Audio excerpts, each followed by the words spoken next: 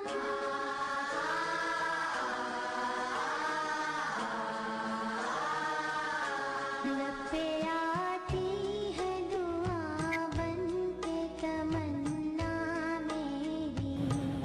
students, Assalamu alaikum.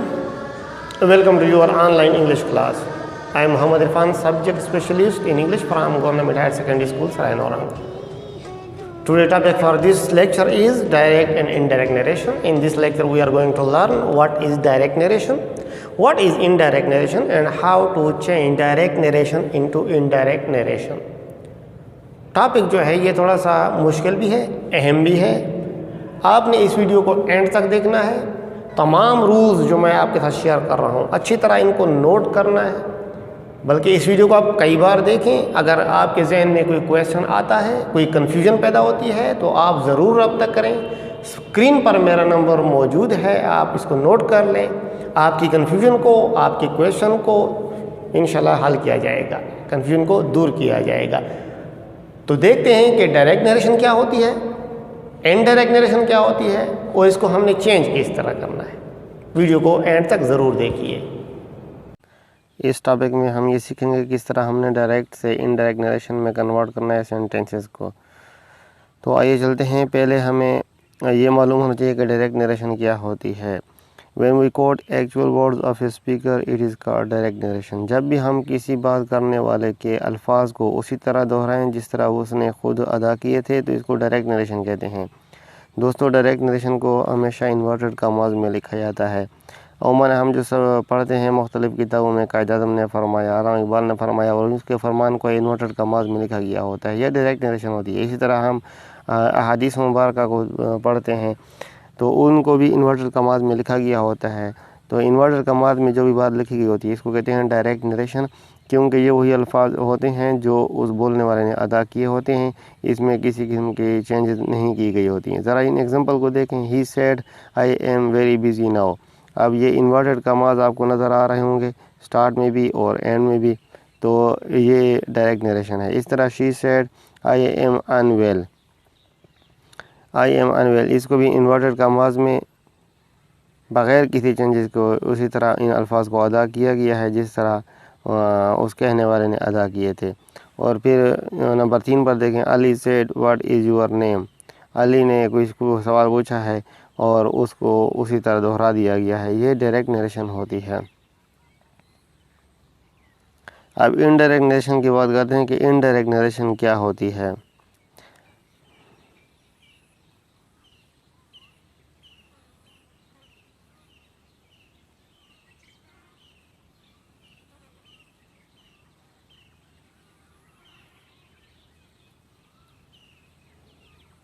Indirect narration में हम किसी की बात को इस तरह के करते हैं कि हम अपने अल्फाज में उसके मीनिंग को बयान करते हैं. when we report something in our own words, it is called indirect narration. यानी मानी मतलब ये मफहूम उसका होता है लेकिन अल्फाज हमारे होते हैं. he said that he was very busy then. अब देखें वही जो हमने पहले बात की पढ़ी, ही said I am very busy now, उसको जब हमने इनडायरेक्ट में बयान किया, ही said that he was very busy now, इसमें हमने एक तो दैट लगाया, इन्वर्टेड कॉमास को हमने ख़त्म कर दिया और प्रोनाउन और टेंस को भी तब्दील किया. वो इज़ की जगह वाज लगाया और आई की जगह या ही लगाया. ये मुख्तलिफ़ चेंजेस हैं जो हमने इसमें की हैं. इसको कहते हैं indirect narration. She said that she was unwell. She said that she, इसमें भी वही चेंजेस लाई गई हैं. Ali asked what her name was. अब इसको वो क्वेश्चन जो है उसको हमने अपने अल्फाज में बयान किया है. तो इसको कहते हैं इनडायरेक्ट नरेशन, जिसमें हम अल्फाज को तब्दील कर देते हैं. अब क्वेश्चन ये है कि किस तरह हमने डायरेक्ट नरेशन से इनडायरेक्ट नरेशन में तब्दीली करनी है, यानी डायरेक्ट स्पीच को किस तरह इनडायरेक्ट स्पीच में हमने कन्वर्ट करना है. इसके लिए बुनियादी कुछ चेंजेस हैं जो हम लाएंगे सेंटेंस में. और वो चेंजेस कौन कौन सी हैं, पहले तो हम ये देख लें कि वो कौन. पहली जो चेंज है वो चेंज इन टेंसेस है. टेंस को हम तब्दील करेंगे. और दूसरी जो अहम चेंज है वो है चेंज इन प्रोनाउन. प्रोनाउन को तब्दील करेंगे. Changes in other words is adverb etc. तो इस किस्म के अल्फाज अमूमन इसमें एडवर्ब ज़्यादा होते हैं, वो हम तब्दील करेंगे। और changes in the construction of sentence के जो कंस्ट्रक्शन है उसको भी थोड़ी इसमें तब्दीली आती है, स्पेशली जो इंट्रागेटिव सेंटेंसेस हैं इस किस्म के सेंटेंसेस में तब्दीली आती हैं। तो अब हर एक चेंज को हम बारी बारी पढ़ते हैं। पहले ये है how to change tenses. Tense को हमने किस तरह तब्दील करना है, ये बुनियादी बात है। अगर आपको इस बात की समझ आ जाए तो आपका मसला बहुत हद तक हल हो जाएगा। पहले तो हम इन एग्जांपल को देखें, इन एग्जांपल से हम एक मेन पॉइंट की तरफ जाएंगे। देखें पहले एग्जांपल नंबर 1 को देखें। ही सेज को मैंने रेड कलर में लिखा हुआ है, इसको अंडरलाइन भी कर दिया। ही सेज यहाँ पर प्रेजेंट इंडेफिनिट टेंस को ज़ाहिर करता है। I am going to school, और इन्वर्टेड कमास के अंदर I am going to school ये प्रेजेंट कंटिन्यूअस टेंस है। किस तरह पता चलता है? एम गोइंग ये प्रेजेंट कंटिन्यूअस टेंस है। तो इन्वर्टेड कमास से बाहर जो टेंस है वो प्रेजेंट टेंस है, प्रेजेंट इंडेफिनिट टेंस है। इन्वर्टेड कमास के अंदर जो टेंस है वो प्रेजेंट कंटिन्यूअस टेंस है। अब ज़रा इस सेंटेंस को जब हम तब्दील करते हैं डायरेक्ट से इनडायरेक्ट में, तो किस तरह होगा ये? He says that he is going to school. अब इनमें आप दोबारा नोट करें, ही सेज का सेज आ गया, यानी इस टेंस में तो कोई तब्दीली नहीं आई। दैट, उसके बाद दैट लगाया, और उसके बाद he is going to school. अब ज़रा इस टेंस को चेक करें। इज़ गोइंग से हमें मालूम हो रहा है कि ये भी प्रेजेंट कंटिन्यूअस टेंस है, यानी आई एम गोइंग और ही इज़ गोइंग टेंसेस दोनों के एक ही हैं। ये आई और ही प्रोनाउन की तब्दीली आई है, टेंस की तब्दीली नहीं आई। तो इस बात को दोबारा सुने। सेंटेंस के स्टार्ट में ही सेज ये प्रेजेंट टेंस है, अंदर भी प्रेजेंट कंटिन्यूअस टेंस है। तो जब हम इसको कन्वर्ट करते हैं प्रेजेंट टेंस, जब बाहर प्रेजेंट टेंस हो तो अंदर वही टेंस आया, यानी टेंस की तब्दीली नहीं आई। दूसरे सेंटेंस को देखें। ही विल से, दोबारा देखें इसको। ही विल से, इसमें विल से है, विल से मतलब है कि ये इसमें फ्यूचर टेंस है। I am going to school, I am going to school का मतलब है कि मैं ये कंटिन्यूअस टेंस है, प्रेजेंट कंटिन्यूअस, वही पहले सेंटेंस में जो इस्तेमाल हुआ है। अब दोबारा इसका जो कन्वर्ट किया है इसमें भी will say, he will say, इसके स्टार्ट में फ्यूचर टेंस है। He is going to school, he is going to school ये कंटिन्यूअस टेंस है। तो इसमें भी जब सेंटेंस के स्टार्ट में फ्यूचर टेंस है और अंदर जो भी टेंस है वो तब्दील नहीं हुआ, सिर्फ प्रोनाउन की तब्दीली आई है। अब ज़रा ये नंबर 3 को देखें, इसमें ख़ास बात है। नंबर 3 में कौन सी ख़ास बात है? नंबर 3 में ये ख़ास बात है कि ही सैड, यहाँ पर बाहर जो टेंस है सैड ये पास्ट टेंस है, और अंदर जो है I am going to school वही प्रेजेंट टेंस है। अब जब इसको कन्वर्ट किया गया, he said that he was going to school, इसमें तब्दीली आई है। ज़रा सोचें, he was going to school, ये I am going to school से ही वाज, यहाँ पर प्रेजेंट कंटिन्यूअस है तो यहाँ पर पास्ट कंटिन्यूअस बन गया। तो इन 3 सेंटेंसेस को चेक करने के बाद, इनको पढ़ने के बाद हमें इस बात की समझ आ गई कि अगर इन्वर्टेड कमास के बाहर जो टेंस है वो प्रेजेंट हो या फ्यूचर हो तो इन्वर्टेड कमास के अंदर जो टेंस है वो तब्दील नहीं होगा। लेकिन अगर इन्वर्टेड कमास के जो बाहर टेंस है वो पास्ट है तो इन्वर्टेड कमास का जो अंदर टेंस है वो तब्दील होगा। और अब इसमें किस तरह तब्दीली आएगी ये हम पढ़ते हैं, क्योंकि ये पॉइंट है जो हमने समझना है। Tenses of reported speech are not change if verb of reporting speech is in present और फ्यूचर टेंस। ये वही बात है कि अगर रिपोर्टिंग स्पीच जो है, अब इन्वर्टेड कमा से बाहर जो पहला हिस्सा होता है इसको हम रिपोर्टिंग स्पीच कहते हैं। इसका जो वर्ब है अगर ये प्रेजेंट में होगा या फ्यूचर में होगा, अगर ये प्रेजेंट में होगा या फ्यूचर में होगा, तो फिर जो रिपोर्टेड स्पीच है जो इन्वर्टेड कमास के अंदर है, कमास के अंदर जो वर्ब है उसको हम तब्दील नहीं करेंगे, यानी उसका टेंस तब्दील नहीं होगा। और अगर रिपोर्टिंग स्पीच का जो वर्ब है वो पास्ट टेंस में होगा तो फिर हम रिपोर्टेड स्पीच का जो टेंस है वो तब्दील करेंगे। बस ये बात अगर आपके जहन में बैठ गई तो आपके लिए बहुत आसानी होगी। 3 टेंसेस हैं, एक प्रेजेंट है, एक पास्ट है, एक फ्यूचर है।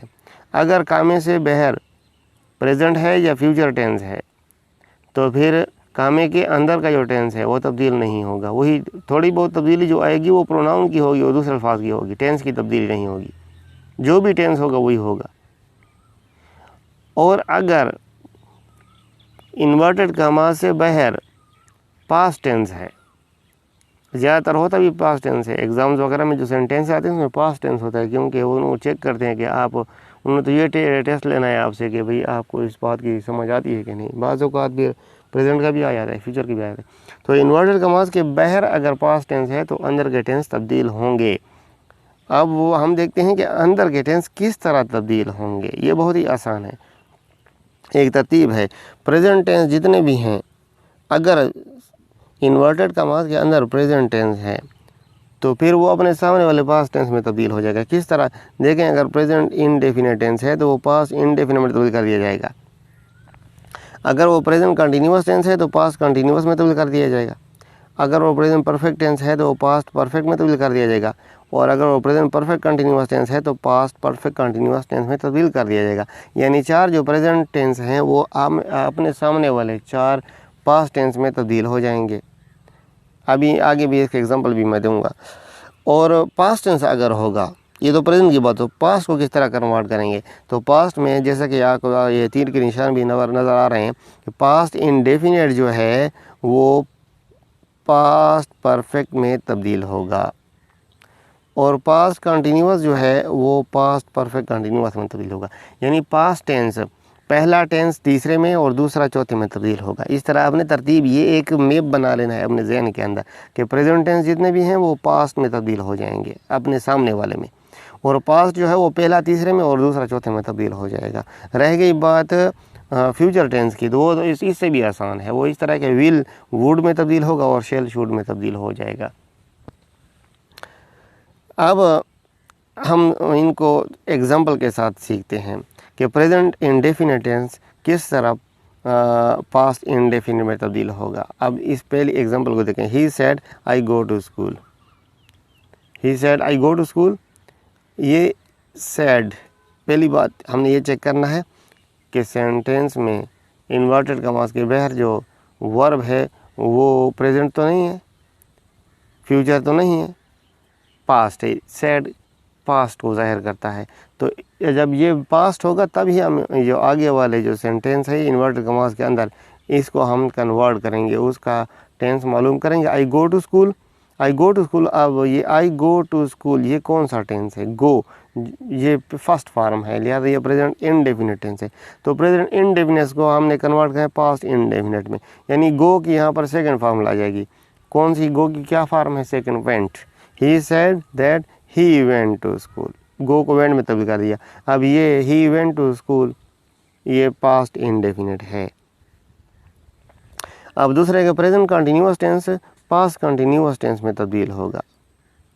अब इस example he said I am going to school, पहले में आई गो टू स्कूल था, अब ये I am going to school.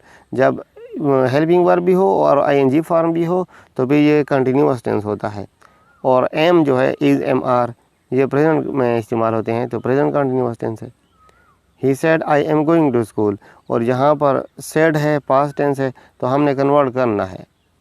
पहली बात हमने कन्वर्ट करना है। अब किस में कन्वर्ट करना है? तो अपने सामने वाले में, प्रेजेंट कंटिन्यूअस के सामने जो टेंस है वो पास्ट में, वो है पास्ट कंटिन्यूअस। तो इसमें भी इजीली बहुत ही सिंपल एम की जगह वाज लगा दें। He said that he was going to school, देखें ये वाज लगा लिया, बाकी वैसे का वैसा सेंटेंस है, कोई इसमें दैट और ही और वाज के अलावा कोई चेंज भी नहीं है। दैट तो वैसे भी हम हर सेंटेंस में लगाएंगे। और ये प्रोनाउन जो है ही, इसको आप आगे स्टेप में सीखते हैं हम। और बाकी रह गया, अभी हम वर्ब की बात कर रहे हैं, तो एम को वाज में तब्दील कर दिया। अब ये आपका प्रेजेंट से पास्ट कंटिन्यूअस टेंस बन गया। अब तीसरी बात है प्रेजेंट परफेक्ट टेंस से हमने किस तरह तब्दील करना है। ज़रा देखें sentence. He said I have gone to school. Have gone, जब हैव या हैज़ का इस्तेमाल हो तो ये परफेक्ट होता है। और परफेक्ट के बाद जो है ना वर्ब की तीसरी फार्म इस्तेमाल होती है। गॉन वर्ब की तीसरी फार्म है। I have gone to school, मैं स्कूल जा चुका हूँ, उसने कहा मैं स्कूल जा चुका हूँ। ही सेड दैट, अब हमने इसको किस में कन्वर्ट करना है, पास्ट परफेक्ट में। पास्ट परफेक्ट में सिर्फ हैड लगाना है, बाकी कुछ चीज़ भी नहीं लगानी, हैव की जगह had. He said that he had gone to school. तो और पास्ट परफेक्ट कंटिन्यूअस देखें, ये सेंटेंस बहुत कम आते हैं। Present perfect continuous, perfect continuous के सेंटेंस बहुत कम होते हैं, लेकिन बाद हमने सीखना है तो हम सीख रहे हैं अभी को। प्रेजेंट परफेक्ट कंटिन्यूअस में ये होता है कि हैव बीन और आईएनजी का इस्तेमाल होता है, और साथ में टाइम के जिक्र के लिए सिंस या फार का इस्तेमाल भी होता है।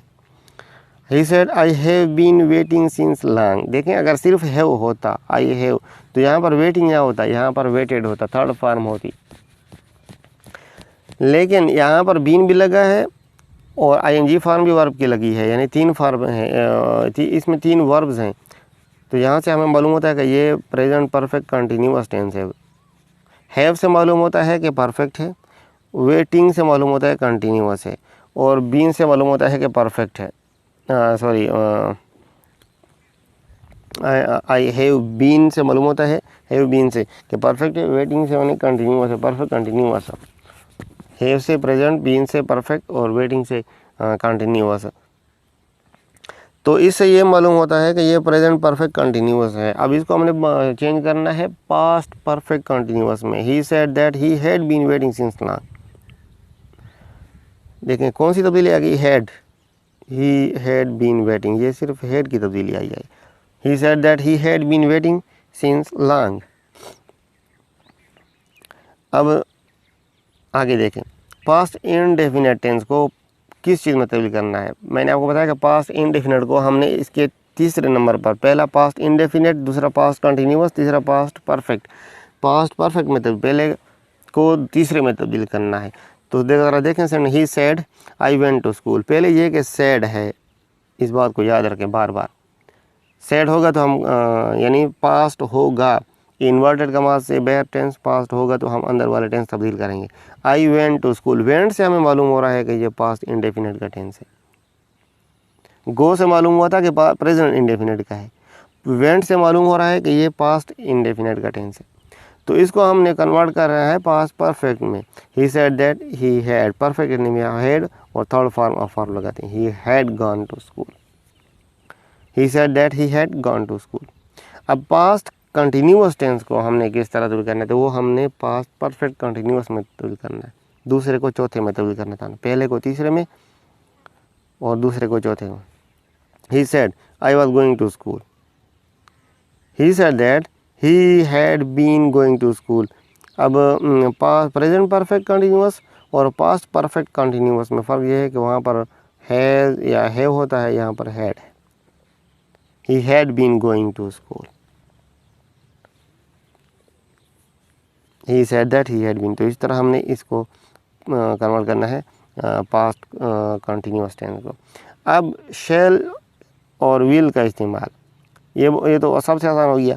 He said I shall go to school, he said that he should go to school. Shall को, ये शैल है, यहाँ पर शुड में तब्दील कर दिया।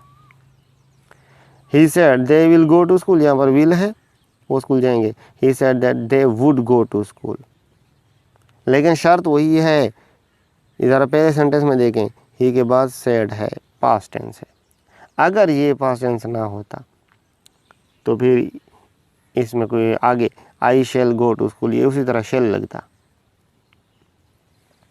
इधर दूसरे में देखें, दूसरे में भी सेड है, दूसरी फॉर्म है। तो ये कंडीशन बहुत ज़रूरी है कि टेंस तब्दील करने के लिए रिपोर्टिंग स्पीच का एक रिपोर्टेड स्पीच है, एक रिपोर्टिंग स्पीच। रिपोर्टिंग स्पीच सादा अल्फाज में इन्वर्टेड कमा से जो बहर है उसका वर्ब पास्ट टेंस में होना ज़रूरी है।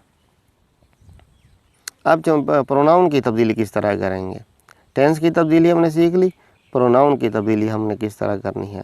प्रोनाउन की तब्दीली के लिए ये भी इस तरह होता है कि इन्वर्टेड कमास के अंदर के जो प्रोनाउन हैं उनको हमने तब्दील करना होता है इन्वर्टेड कमास से बाहर के प्रोनाउन में के मुताबिक। वो किस तरह होगा। अब ज़रा देखें कि फर्स्ट पर्सन प्रोनाउन होते हैं आई और वी, सेकंड पर्सन प्रोनाउन होते हैं यू, और थर्ड पर्सन प्रोनाउन जो होते हैं वो ही शी इट और दे।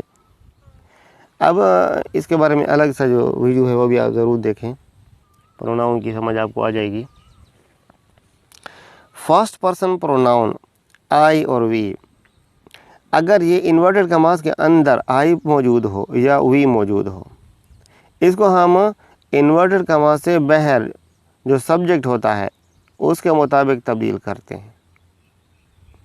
देखना है हमने किसको है, पहले इन्वर्टेड कमास के अंदर देखना है कि प्रोनाउन कौन सा है। अगर वो फर्स्ट पर्सन प्रोनाउन हो, यानी ये आई हो या वी हो, ये दो हैं फर्स्ट पर्सन, तो हमने उनको कन्वर्ट करना होता है सब्जेक्ट के मुताबिक। सब्जेक्ट कौन सा, इन्वर्टेड कमास के बाहर जो स्टार्ट में जो प्रोनाउन आ रहा है उसके मुताबिक हमें तब्दील करना होता है, यानी उसी में तब्दील करना होता है, उस सब्जेक्ट में तब्दील करना होता है। किस तरह, आप ज़रा एग्जांपल को देखें। He says I am going to school. अब यहाँ पर देखें आई फर्स्ट पर्सन प्रोनाउन इसमें मौजूद है। अब इसको हमने कन्वर्ट करना है इस सब्जेक्ट के मुताबिक, ही के मुताबिक, यानी इसमें कन्वर्ट करना। He says that he is going to school. ज़रा देखें, ये भी थर्ड पर्सन, ये भी थर्ड पर्सन हो गया। अब साथ में यहाँ पर आई के साथ एम लगता है, लाजमी बात है, तो ही के साथ इज़ लगाएंगे। ये वर्ब की तब्दीली इस तरह आएगी, इसमें टेंस तब्दील नहीं हुआ, क्योंकि यहाँ पर सेज है। सेज का मतलब है ये प्रेजेंट इंडेफिनिट का है। प्रेजेंट इंडेफिनिट अगर बाहर हो, इन्वर्टेड कमास के बाहर, तो फिर अंदर का वर्ब तब्दील नहीं होगा, उसका टेंस तब्दील नहीं होगा। I am going to school, he is going to school, ये दोनों कंटिन्यूअस टेंस हैं और प्रेजेंट कंटिन्यूअस टेंसेज हैं। आई के साथ एम लगता है और ही के साथ इज़ लगता है, तो वो यहाँ पर इज़ इसलिए लगा है। तो बात यह है कि आपने ये देखना है कि इन्वर्टेड कमास के अंदर अगर आई है तो उसको हमने जो पहला ही है या शी है या जो भी प्रोनाउन है इसमें तब्दील करना है।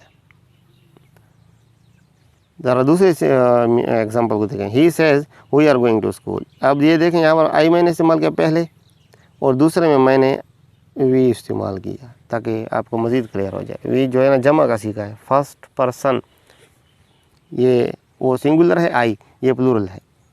ज़्यादा लोग, दो या दो से ज़्यादा लोगों तो उसके लिए वी इस्तेमाल होते हैं। We are going to school. तो अब यहाँ पर एक बात आपने याद रखनी है कि जिस तरह ये जमा है, सिंगुलर नहीं है वी, इसी तरह हमने इसके लिए प्रोनाउन जो थर्ड पर्सन लगाना है, जो ही के, अभी ही के मुताबिक हमने इसको कन्वर्ट करना है ना, ही थर्ड पर्सन है, तो थर्ड पर्सन में भी हमने वी के मुताबिक जमा का सिखन लगाना है। He says that they are going to school. अब थर्ड पर्सन जमा जो है वो दे है और उसके उसी के मुताबिक फिर हमने हेल्पिंग वर्ब भी लगाना है, they are going to school. यहाँ पर इस तरह नहीं लगा he says that he is going to school, क्योंकि वी जो है वी जो है वो जमा का सीखा है, तो हमने थर्ड पर्सन का भी यहाँ पर जमा का सीखा लगाना है, प्लूरल लगाना है हमने, plural pronoun, they are going to school. तो ये फर्स्ट पर्सन आई और वी का कन्वर्जन था। अब देखें सेकंड पर्सन प्रोनाउन एक ही है और यू है, वो सिंगुलर के लिए भी इस्तेमाल होता है, प्लूरल के भी इस्तेमाल होता है, और इसको हमने ऑब्जेक्ट के मुताबिक चेंज करना होता है। ऑब्जेक्ट कौन सा, इन्वर्टेड कमास के बाहर जो एक सब्जेक्ट होगा, एक ऑब्जेक्ट होगा। ऑब्जेक्ट कभी होता है, ज़्यादातर सेंटेंस में वो नहीं देते और बाज़ों का तो होता भी है। जिस तरह आप एग्जांपल देखें आपको क्लियर हो जाएगा। ही सेड टू मी, अब देखिए इसमें मी जो है ये object, he said to me, ये ऑब्जेक्ट है। एक सब्जेक्ट होता है, एक वर्ब होता है, एक ऑब्जेक्ट होता है। तो सब्जेक्ट ही है इसमें, वर्ब इसमें सेड है, और टू मी इसमें object. You are going to school, उसने मुझे कहा यू आर गोइंग। अब यू इसमें जो है ना ये सेकंड पर्सन प्रोनाउन है और इसी की बात हो रही है कि हमने इसमें किसके मुताबिक कन्वर्ट करना है, इसको हमने इस मी के मुताबिक कन्वर्ट करना है। तो he told me, said to me को मैंने टोल्ड मी में तब्दील कर दिया, टोल्ड मी भी आप लिख सकते हैं। ही टोल्ड मी दैट। अब बात आ गई कि हमने यू को किस तरह मी में कन्वर्ट करना है। देखें मी जो है वो ऑब्जेक्टिव केस है, प्रोनाउन की केसेस हैं। अगर आप प्रोनाउन की केसेस के मुतालिक नहीं जानते तो फिर वो वीडियो देखें जिसमें मैंने इसकी केसेस को डिस्कस किया है। सब्जेक्टिव केस होती है और ऑब्जेक्टिव केस होती है, और कुछ पोसेसिव केस भी होती है और रिफ्लेक्सिव केस भी होती है। तो मेन अभी बात हो रही है सब्जेक्टिव केस की और ऑब्जेक्टिव केस की। जब एज ए सब्जेक्ट इस्तेमाल होगा तो उसकी अलग केस है, जिस तरह आई, ये सब्जेक्टिव केस है। और जब वही प्रोनाउन एज ए ऑब्जेक्ट इस्तेमाल होगा तो उसकी अलग केस है, जिस तरह के मी, ये ऑब्जेक्ट के तौर पर जब इस्तेमाल होगा। लेकिन हमने यहाँ पर जब कन्वर्ट करना है तो हमने ऑब्जेक्टिव केस नहीं लगानी, हमने सब्जेक्टिव केस लगानी, ये याद रखें। क्योंकि अब यू की जगह लगा रहे हैं, और यू यहाँ पर ये जो सेंटेंस है, you are going to school, ये इस सेंटेंस में यू एज ए सब्जेक्ट काम कर रहा है। तो हमने चूँकि इसको मी के मुताबिक कन्वर्ट तो करना है, लेकिन लगानी सब्जेक्टिव केस है, क्योंकि यहाँ पर दूसरा सेंटेंस देखें, ही टोल्ड मी, उसने मुझे बताया that I was going to school. देखिए मी की जगह मी ऑब्जेक्टिव केस है, ये आई जो है ना ये सब्जेक्टिव केस हमने लगाया है, आई वॉज गोइंग, क्योंकि ये इस सारे sentence I was going to school इसका सब्जेक्ट बन रहा है। तो इसमें हम यहाँ पर ऑब्जेक्टिव केस नहीं लगा सकते। ये आपने थोड़ी सी हाजिर दिमागी दिखानी है, और ये हाजिर दिमागी आप बाद में दिखा सकते हैं अगर आपको सब्जेक्टिव और ऑब्जेक्टिव केसेस का पता होगा। अगर नहीं पता तो ये सीख लें, बहुत ही आसान ही है, क्योंकि एक्टिव वॉइस और पैसिव वॉइस उसमें भी हमने इनको इस्तेमाल करना है। अब देखें दूसरी sentence, he said to us, अब मैंने मी की जगह अस लगा दिया, क्योंकि अस जो है वो वी का ऑब्जेक्टिव केस है। आई और वी ये दो प्रोनाउन हैं, फर्स्ट पर्सन प्रोनाउन, और इन दोनों का ऑब्जेक्टिव केस आई का मी है और वी का अस है। तो यहाँ पर चूँकि यहाँ पर ये ऑब्जेक्ट में इस्तेमाल हो रहा है, ही सेड टू अस, तो यहाँ पर अस इसलिए लगा है कि ये ऑब्जेक्ट का काम कर रहा है। अब देखें you are going to school, तो पहले देखें कि यहाँ पर स्टार्ट में प्रोनाउन कौन सा है, प्रोनाउन यू है, सेकंड पर्सन है। अब सेकंड पर्सन को हमने ऑब्जेक्ट में तब्दील करना है। ऑब्जेक्ट कौन सा है यहाँ पर, अस है। अस का सब्जेक्टिव फॉर्म कौन सा है, वो है वी। तो he told us that we are going to school, we are going to school, तो यू की जगह वहाँ पर वी आ गया। अब देखें third person pronoun, he she it और दे गो, ये अनचेंज रहेंगे, इनमें कोई तब्दीली नहीं है। ये भी खुशी की बात है कि इनकी तब्दीली हमने नहीं सीखनी। He said he is going to school, he is going, ये थर्ड पर्सन प्रोनाउन है। He said that he was going to, सिर्फ ही इज़ गोइंग से वाज गोइंग यानी वो टेंस की तब्दीली आई है, जो कि पहले हम पढ़ चुके हैं कि किस तरह करनी है। He said they are going to school, he said that they were going to school, वही दे का दे लग गया। तो थर्ड पर्सन प्रोनाउन में कोई बड़ी तब्दीली नहीं आएगी। अब ये जो प्रोनाउन की तब्दीली है उसके लिए एक फार्मूला है SON, SON formula for changing pronoun. किस तरह है कि आपने फर्स्ट, सेकंड और थर्ड, फर्स्ट 1 2 3 लिखना है। 1 2 3 से मुराद फर्स्ट पर्सन, सेकंड पर्सन और थर्ड पर्सन। ये प्रोनाउन जब आपको मालूम होंगे तो इनको इनके मुताबिक SON लिख दें। 1 के सामने S, 2 के सामने O, 3 के सामने N, यानी SON सन हो जाएगा। जिस तरह ये subject, object, no change. S से मुराद सब्जेक्ट और O से मुराद ऑब्जेक्ट और N से मुराद नो चेंज। यानी फर्स्ट पर्सन अगर होगा तो वो सब्जेक्ट के मुताबिक तब्दील करेंगे, सेकंड पर्सन अगर होंगे तो वो ऑब्जेक्ट के मुताबिक तब्दील करेंगे, और अगर थर्ड पर्सन होंगे तो उनमें कोई तब्दीली नहीं आएगी। तो ये सन वाला फार्मूला देखें, SON सन, 1 2 ये 1, ये 2, ये 3, 1 में फर्स्ट पर्सन, 1 से मतलब यहाँ पर फर्स्ट पर्सन, 2 से मुराद सेकंड पर्सन और 3 से मुराद थर्ड पर्सन। अब फर्स्ट पर्सन से मुराद आई और वी, सेकंड पर्सन से मुराद यू और थर्ड पर्सन से मुराद ही शी इट और दे। अब ज़रा देखें आई और वी किस में तब्दील होंगे, ये अकॉर्डिंग टू सब्जेक्ट, यू यानी सेकंड पर्सन ये अकॉर्डिंग टू द ऑब्जेक्ट, और ही शी इट दे किसके मुताबिक, according to the no change. तो इस तरह आपको थोड़ा आसानी होगी इसको याद करने में। अब दूसरे जो तीसरी बात जो अहम बात है कि वो कौन से मखसूस वर्ड्स हैं जिनकी में तब्दीली लाई जाती है। एक तो टेंस की तब्दीली बड़ी बात थी, दूसरी प्रोनाउन की तब्दीली, और अब ये सर्टेन वर्ड्स हैं जो जिसमें ज़्यादातर एडवर्ब्स हैं। तो वो कौन कौन से लफ्ज़ हैं, तो ये अब यहाँ पर आप देख सकते हैं।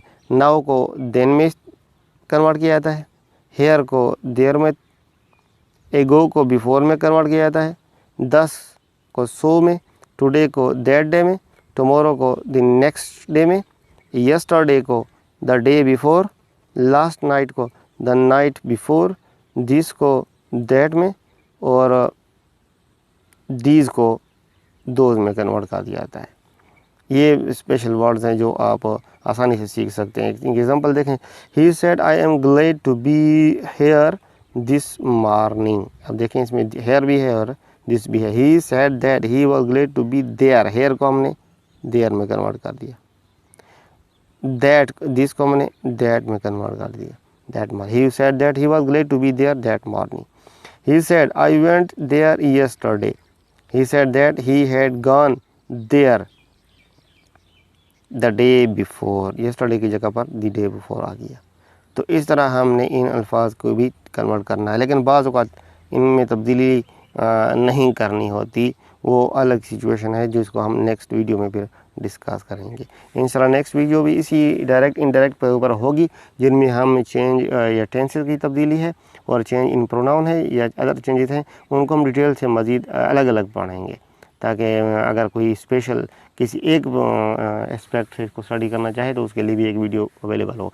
साथ में इनमें जो इंट्रागेटिव, साथ में नेगेटिव या इम्पेरेटिव यह किस्म के और जो सेंटेंसेस हैं जिनको हमने कन्वर्ट करना है और वो थोड़े मुश्किल हैं डायरेक्ट से इनडायरेक्ट स्पीच में, तो वो उनके ऊपर भी अलग अलग वीडियो मैं तैयार कर रहा हूँ। इंशाल्लाह बहुत जल्द वो आपके साथ में शेयर करूँगा। Thank you for watching this video.